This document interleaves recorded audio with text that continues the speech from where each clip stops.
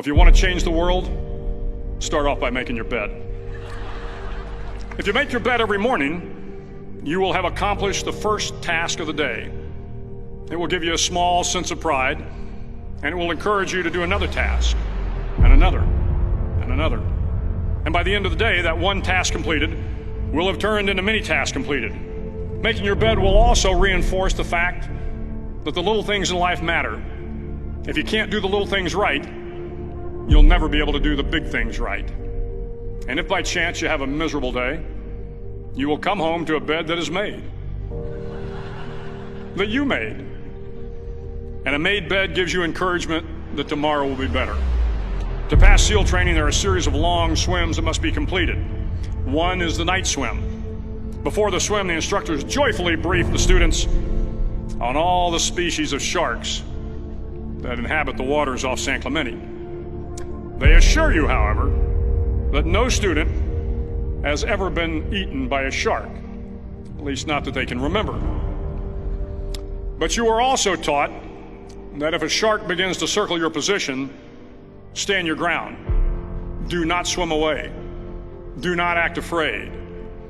And if the shark, hungry for a midnight snack, darts towards you, then summons up all your strength and punch him in the snout, and he will turn and swim away.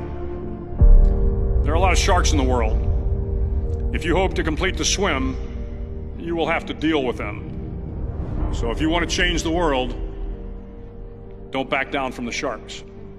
Over a few weeks of difficult training, my SEAL class, which started with 150 men, was down to just 42. There were now 6 boat crews of 7 men each.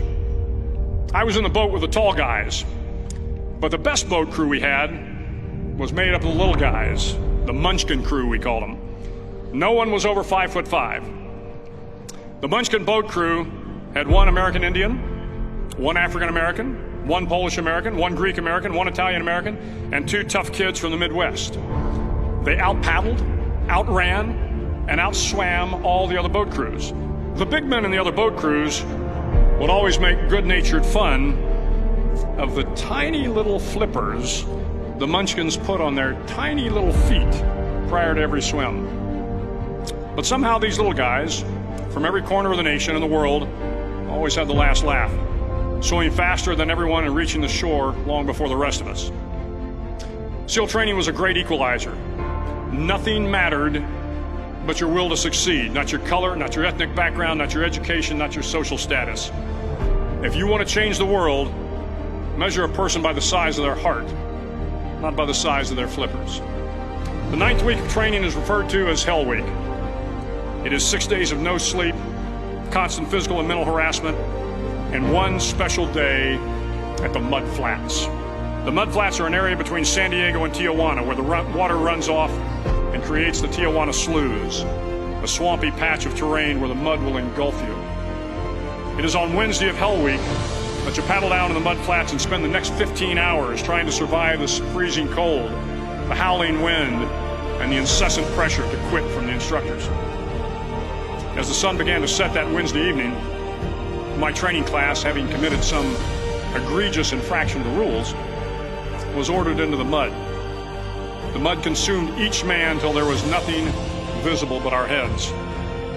The instructors told us we could leave the mud if only 5 men would quit.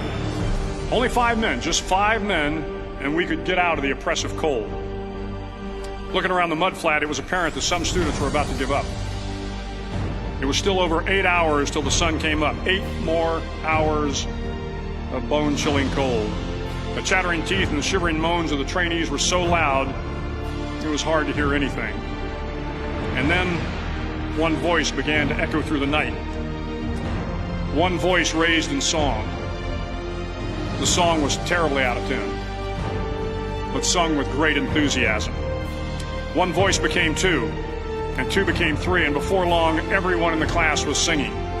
The instructors threatened us with more time in the mud if we kept up the singing, but the singing persisted, and somehow the mud seemed a little warmer, and the wind a little tamer, and the dawn not so far away. If I have learned anything in my time traveling the world, it is the power of hope, the power of one person, a Washington, a Lincoln, King, Mandela, and even a young girl from Pakistan, Malala. One person can change the world by giving people hope. So if you want to change the world, start each day with a task completed. Find someone to help you through life. Respect everyone. Know that life is not fair and that you will fail often. But if you take some risks, step up when the times are the toughest, face down the bullies, lift up the downtrodden, and never ever give up. If you do these things, the next generation and the generations that follow will live in a world far better than the one we have today. And what started here will indeed have changed the world for the better.